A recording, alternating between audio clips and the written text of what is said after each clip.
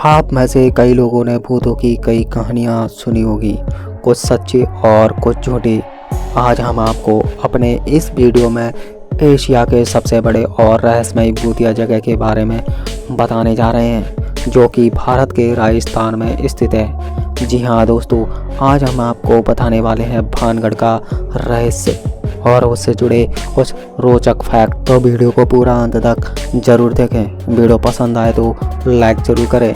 दोस्तों, भानगढ़ का किला बहुत ही ज़्यादा रहस्यमयी है, जहां तक कि भारतीय पुरातत्व सर्वेक्षण विभाग ने लोगों को यहां सूर्यास्त के बाद आने के लिए मना किया है। कई न्यूज़ चैनल और वैज्ञानिकों ने भानगढ़ के रहस्य को सुलझाने की कोशिश की कि आखिर यह कैसे किला दुनिया का सबसे रहस्यमय और भूतिया किला कहा जाता है। लेकिन आज भी अपने रहस्यों को समेटे हुए भानगढ़ का यह किला शान से खड़ा है।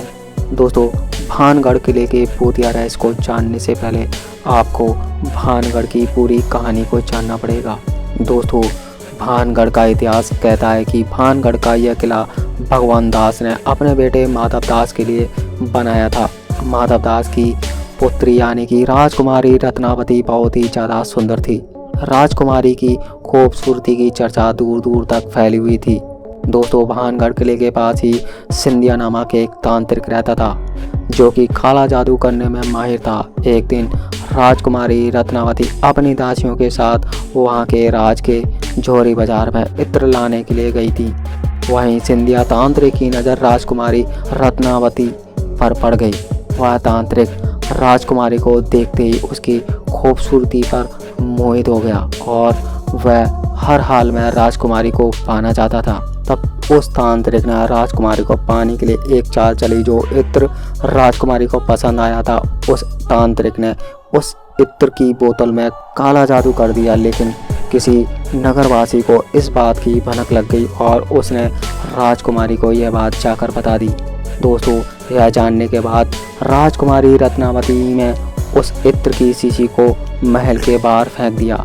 वह इत्र की शीशी एक चट्टान पर जा गिरी, जिस कारण उस धूर्त तांत्रिक की चाल उल्टी पड़ गई और काला जादू के कारण वह चट्टान उस तांत्रिक की ओर आकर्षित होने लगा और वह चट्टान जाकर तांत्रिक के सीने पर आ गिरा। दोस्तों, ऐसा कहा जाता है मरते मरते उस तांत्रिक ने भानगढ़ किले को साफ दे डाला कि भानगढ़ अब कभी सुखी नहीं रह पाएगा और उसके सभी निवासी मारे जाएंगे। दोस्तों, लोगों का यह भी मानना है कि उसके कुछ दिन बाद ही भानगढ़ के सभी निवासी और राजकुमारी भी मारी गईं।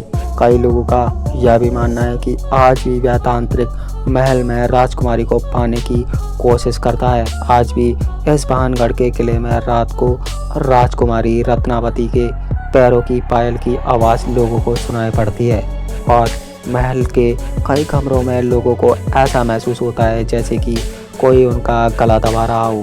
दोस्तों, इतिहासकारों की माने तो तांत्रिक के मरने के कुछ ही समय बाद भानगढ़ और अजबगढ़ के बीच युद्ध छिड़ गया था और जिसके कारण भानगढ़ के अत्यधिक निवासी मारे गए और भानगढ़ का यह किला ढह गया। और इन्हीं महलों के ध्वस्त हो जाने के कारण वहाँ कोई भी वायु संचालन ना रहा, जिस वजह से लोगों को वहाँ जाने पर यह प्रतीत होता है कि मानो वहाँ कोई उनका गला दबा रहा हो।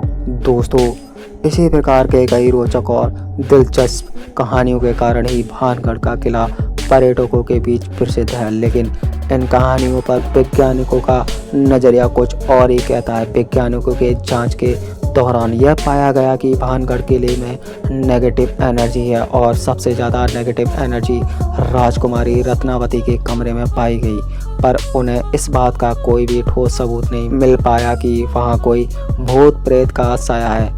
मनोवैज्ञानिक का यह मानना है कि राजकुमारी रत्नावती के कमरे के नीचे पानी के तेज प्रभाव के कारण उस कमरे में किसी प्रकार की एनर्जी है। दोस्तों, आपको भानगढ़ के इस किले के बारे में क्या लगता है? क्या सच में भानगढ़ का यह किला भूतिया है या नहीं? आप हमें कमेंट के माध्यम से ज़रूर बताएं।